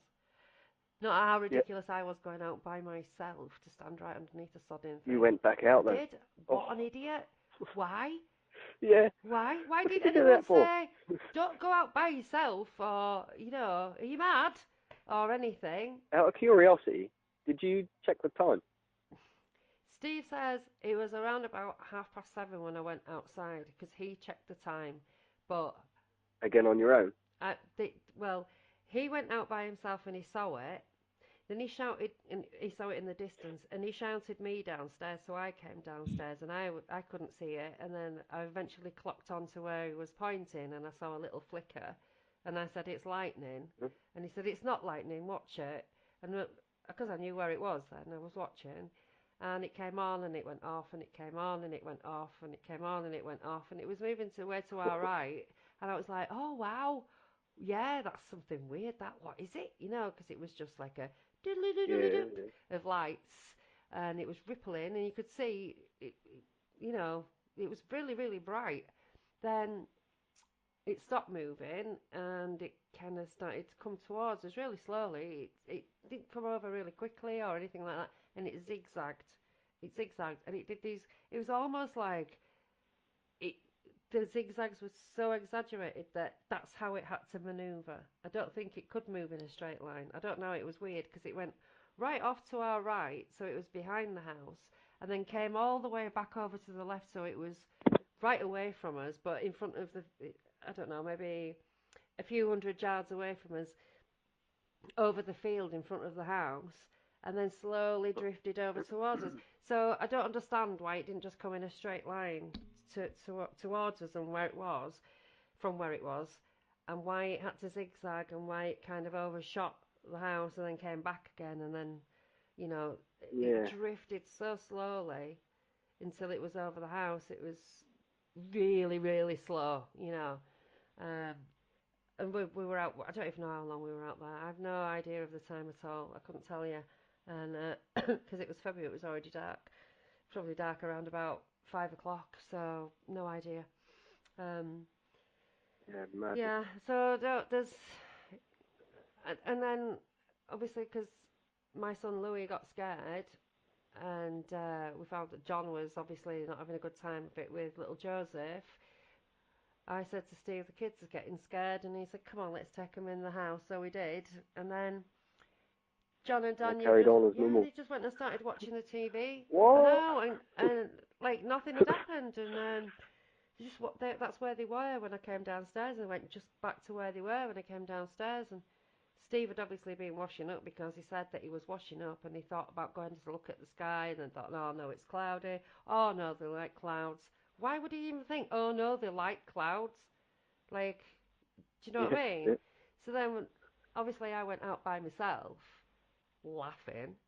Um, Walked up the garden, Brilliant. and like, oh Christ, it makes me, it literally turns me cold to think that I actually went out back Yeah. by myself without even a thought to safety or anything, nothing was going on in my head. So I stood underneath it, and I'm literally like, now what? You know, Yeah. Oh, shit. and then feet behind me and something bumping into my back and running past me, but there was nowhere to go because I was stood next to a wall, so that puzzles me as well. But then I was running, and then I realised I was running. Probably by the time I was already halfway back to the house, because I was pretty fit, you know. I could shift. I was into Steve's an aerobics instructor, so I was circuits, you Spot know what I on. mean, all the Yeah. rest of it. I used to do all the kind of Yeah. training, so I was very fit. And I tried to kind of do a bionic woman leap from the top step where my sight came back into focus for a second, and then it was like flash, flash, flash.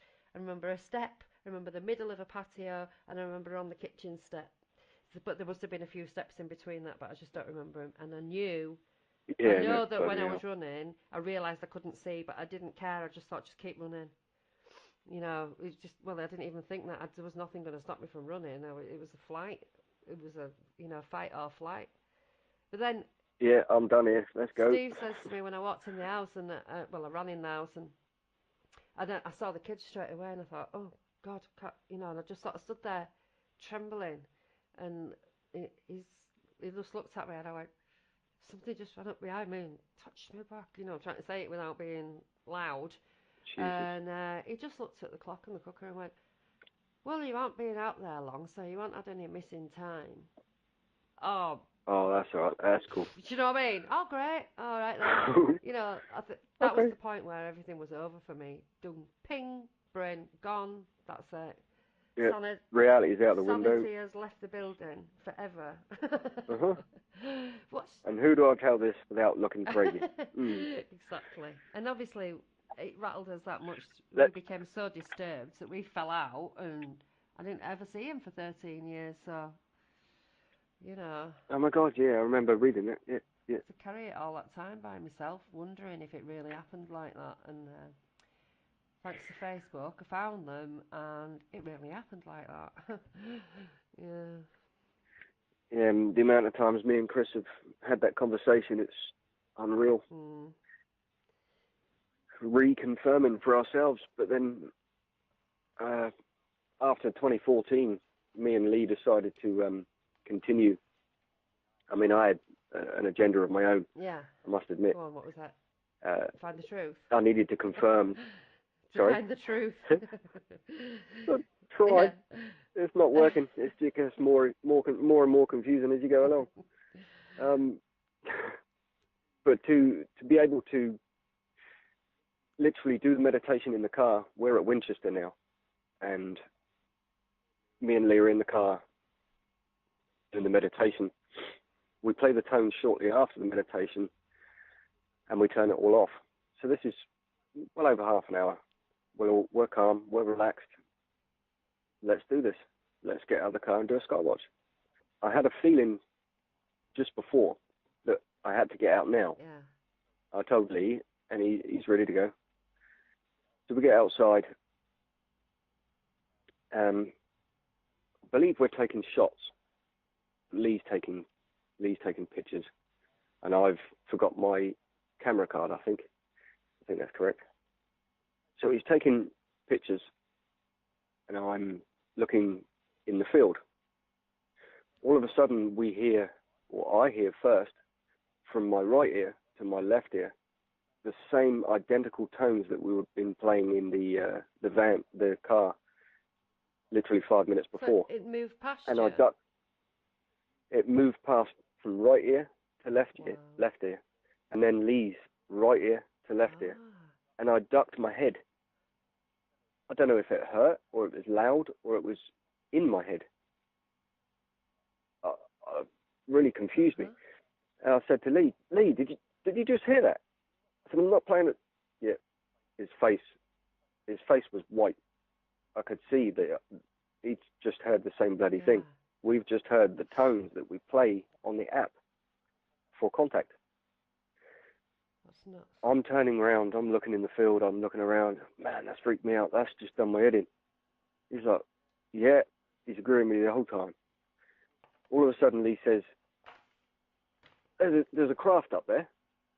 And he can see a black triangular craft, several hundred feet in the air. And again, I hear from right ear to left ear, the same tone played. I wish I could play it now. I could put it on loudspeaker and play this. Go on, let's have a listen.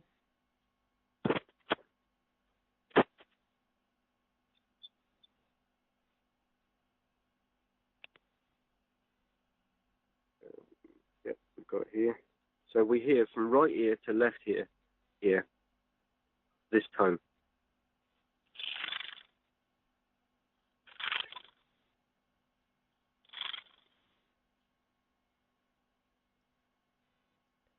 That sounds familiar. So that's just giving me chills. But you're inside now, aren't you? Don't look up. I'll probably have a good sky watch after this. Yeah. I've gone freezing cold. Wow. Anyway, see, again, that one's made me shake because... Yeah, of course. It's going to trigger you, isn't it? The tones in it's a fucking app. Yeah. So all this crap that this app doesn't work, we've just heard the same tones recorded by Colin Andrews in a crop circle in 1979, I believe. That long ago? Wow. I believe so. Using an app that I've just randomly got from Greer after Gary McKinnon. It was pretty random. I'm searching for this, not believing anything at the time. And here today, me and Lee go out to the field. This is the observatory in Winchester, the planetarium. Standing here in the same tones, less than 5 minutes after we've played the tones in the car for contact. Oh, that's too we do this every time. Yeah. And that just wrecked my brain. What the hell's going on? Lee sights the craft. I completely miss it. By the time I've looked up in the air, it's gone. Because we're freaked out and talking, our thought process has stopped. We've realized now that once we've made contact, do not stop. Yeah. And I know, I now understand, which is why I follow Greer. I now understand why Dr. Stephen Greer said, ask them to come closer. And they do. Well, yeah, it practically packed itself up He's correct. nostril, didn't it? Yeah. I don't know whether it was in my head or around my head. Yeah. I said that to Lee, and he's like, yeah. You see, a lot of people think that. I don't know. A lot of people think that Greer's a snake oil salesman because he does sell all these things, and I must admit, I'm skeptical. Yeah. But I believe you because I've met you, and I can see that you are wearing this event on your skin. I can feel it coming off you. I can see it in your voice. I can see it in your face, the way that you're trembling. You know, when you're talking to me, it's affecting you still. It's still reverberating inside you physically. So I know that you saw this. And I'm skeptical that it's got anything to do with Stephen Greer and more to do with you. But then, you know, my mind is saying, tones, they're everything. So that tone, it could have just had something to do with your psyche. It's opened you up to whatever it is because it's the tone that comes with the phenomena. So, you know, I don't know that you're calling it with the app, but it's got something to do with your mind. I'm so convinced of that. Yes. So it's you that it's attracted to, you know. Yes. And I think this tone, though, that's fascinating. Yeah, it is. Why I say why it's so fascinating is because Colin Andrews obviously recorded it, and none of us are any wiser as to what it was or what it means or what that signal was. What does that tone mean? Yeah. Why did they play it back? It was identical. Yeah. And in your ears as well, and so close to you while you were outside. Yeah. That's really spooky. That you see, I've met Lee and I've talked to Lee, and he doesn't come across to me as being a bullshit artist at all, you know. No. And I know you're not lying. I know you're not.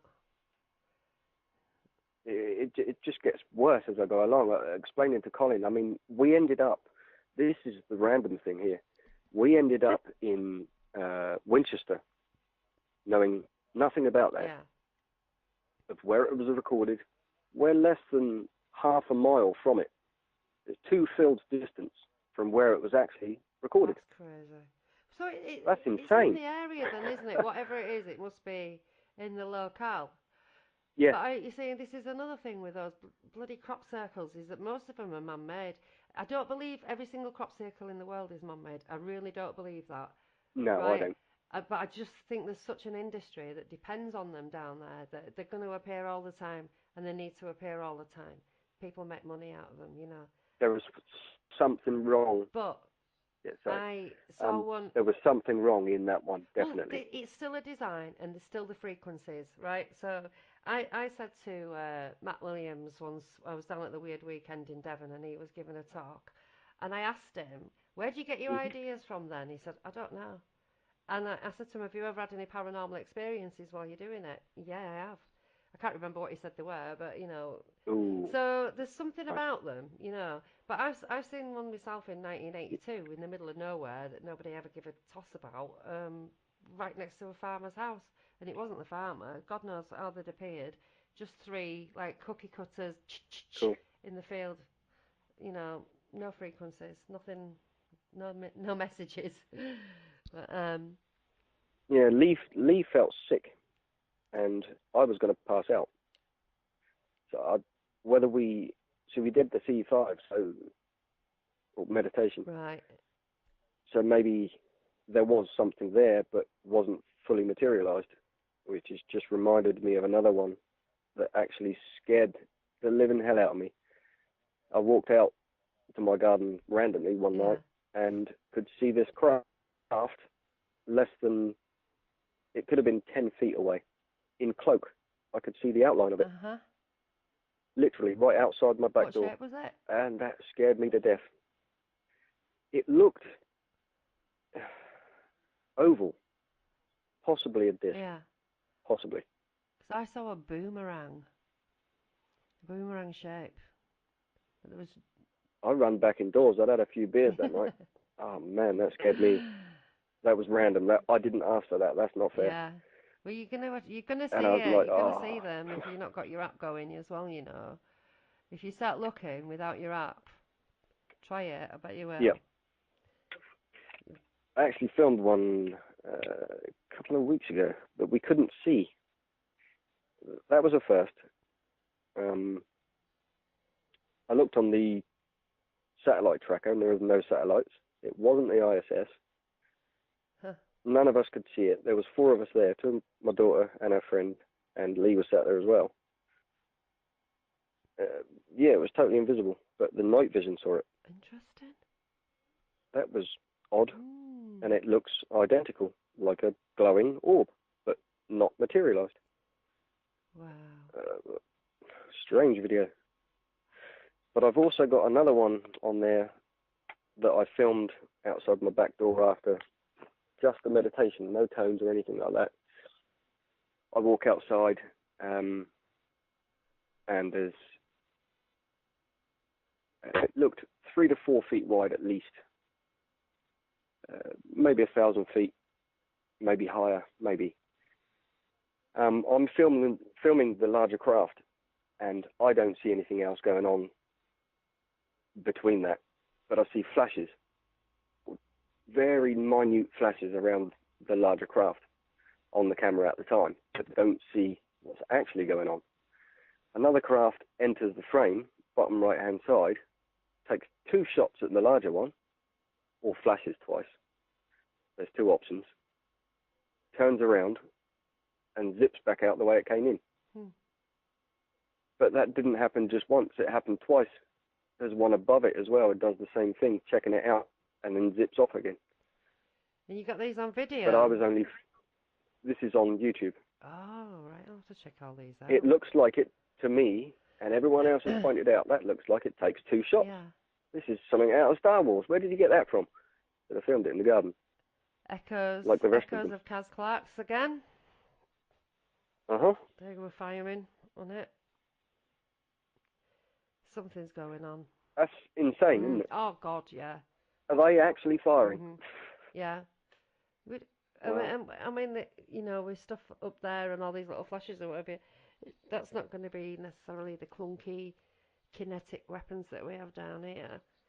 It's going to be some sort of plasma technology, isn't it? Yeah, it's so quick as well. Very quick. But you see the points of light. It either flashes or takes 2 shots. It's not as clear, but you can see it. Goes out of focus once or twice, but you can actually see all 3 of them. And these are not birds, Madness. because birds don't flash, do they? No, they don't do I know that. that birds have been mistaken for V-shaped delta wing crafts with lights on. Yeah, I've seen that. I've seen it myself. I absolutely crapped myself one night. I saw it out the corner of my eye to my right, and I was half leaving my seat to run into the house when it went overhead, and I realised it was geese, and it was the street lights. Oh, no. It was street lights shining on the underbellies of the geese that were flying in formation at night. But I saw, in my mind, a V-shaped craft with orange lights on it, just out the corner of my eyes. Oh, But bloody hell. I was like, it's okay, it's just birds. That's better. Yeah, I don't even like going out and looking at the sky anymore. I have to for some reason. Yeah. I was clearly told to go there. We've ended up in the same place as the tones were recorded. That's mad. That is really weird. That is. That is just wow. And we've heard the tones literally played in our ears or in our heads. The same app. We didn't know Colin Andrews had filmed it across there. Wow. And at Cheesefoot Head we were shot at. By what? That was fun. As far as we can tell, the farmer. Oh, shit. Yeah, twice. Oh my God. We were running down the pathway. I bet you were. But that was awesome that night. I should say Lee, took 3 separate shots. 1 minute before this, I was pointing in the field and saying, "Look, Lee, they're flashing back right there, mate, right there." And they're flashing back at us in the field. And I'm shining back at it with the laser, and it's responding. So I'm still pointing, but Lee can't see it because he's looking in the camera. So I said, point your camera in that direction, you'll catch it, trust me. He takes 3 shots in sequence and catches a 6-inch, I say 6-inch because I can look to the left-hand side and there's a 3-inch railing, a 3x1 piece of timber. So the timber is 3 inches wide. This creature, object, or being, I call it a light being because we've caught many of them, 6 inches tall, right in front of us, but it flashes from the field where I'm pointing, straight towards the camera, and then goes back to the field in a matter of seconds. And Lee catches all 3. Wow. Amazing. I thought that was amazing. Yeah. At the same place as we were shot at. They sound like the same shot things that Paul Sinclair's talking about, don't they? These little light forms that seem to be a life force in themselves somehow. Yeah. But the funny thing is, they were circular to my eyes in the field. So, do they manifest into whatever they like now? I guess. Don't know. Great questions, but I'd love to answer them. Oh my God, I'm sure I've got some fantastic questions and they're never going to get answered. People say, well, when you die, you'll know it all. Well, I bloody better do. Yeah, we'll be one of them. Do you know what I mean? Because it can't all be for nothing. I just keep thinking to myself, it can't all be for nothing. It can't be for nothing. No, it's not. Otherwise everybody else would be going through it as well. There's got to be some reason, but that may be me just being desperately trying to give my nonsense some sort of meaning, so I Uh-huh. can carry on uh, walking forward through life, because it That's is a it. crazy Yep. maker, is this? It is, and then people make you crazy as well because they're just so bloody vicious and unnecessary. Yep. And it's like, yeah, well, there's nobody going to question my sanity as much as I ever have. I'm sure Oh, I've been there and done that. you know, Is it me? Am I nuts? Or am I losing the plot or what? yeah, No, no, because I'm showing other people. no. I have been to so many doctors and therapists. I even put myself in a psychiatric ward because I assumed that I must be schizophrenic. I have tried to convince, I don't even know how many doctors, therapists, specialists, that there's something wrong with me, I'm a crazy person. Mentally Mm. there's something going on, or I've got some kind of mental illness that's making me Rubbish. think all this and say all this, and it just makes you feel crazy. I'm not actually crazy. And It does. the last one that I Yep. saw, she said to me, Sacha, there's no cure for sanity. You're just going to have to learn to live in your own skin. I was like, oh, where do you go from Mhm. there? Yeah. I mean, I'm assuming they're there. They're there for me. Yeah. Um, it certainly works. Whatever we're doing. Mhm. Um, uh, yeah, I agree. It's not the app. It's the person Mhm. But or the people maybe at the maybe time. it triggered something in you, in your core, to kick out the right thought pattern, wave, energy, whatever it is that we send out. Or Oh, in 2014 it did. yeah. Well, it must have done with Certainly Steve as turned up well. It then. must have done with Steve because he was. It was almost like he knew it was there. He went looking for it. Yep. You know what I mean? I was totally Amazing. oblivious. Would never have even thought about it. So there's some. That's what makes me think again. We're not in control. No. They did that. Yeah. Yeah. Something takes over. It's very peaceful and calm, and it's very. But something happens. But that's worrying, isn't it? Because that's so sneaky. Very. I go very childish. It's like, oh, I'm young again. Yeah. That's insane. Yeah. You get that thought without thinking, if you Mhm. see what I mean. Mhm. Yeah. Uh, wow. I know exactly what you mean.